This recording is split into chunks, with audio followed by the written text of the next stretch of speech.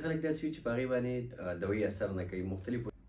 د دې مختلف وجې زموږ سره کېدلی شي. په هغې کې یو زموږ غلط ډایګنوسس دی چې مطلب کله یو مریض بیماري د هغه صحیح طریقې سره معلوم نه شي او میس ټریټمنټ ورته کېږي. مطلب بیماري یو وي، علاج ورته د بل څه کېږي. د هغې د وجې نه هم په موږ باندې دوایي کار نه کوي.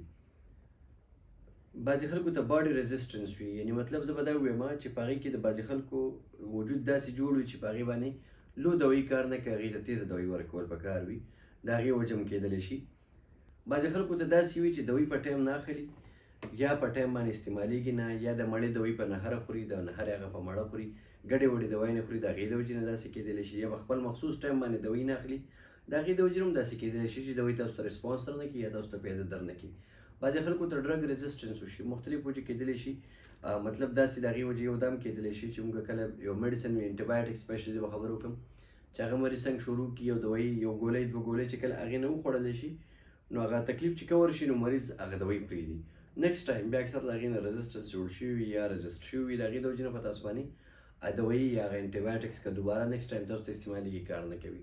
بعضې خلکو ته نفسیاتي طور هم داسې مسلې کېدلی شي چې هغه ذهن دا وایي چې په ما باندې دوایي نه کار نه کوي، نو د هغې د وجې نه هم هغه پلاسیبو افیکټ یا مختلف افیکټس داسې دي چې هغه کېدلی شي او د هغې د وجې نه هم په تاسو باندې دوایي کار نه کوي.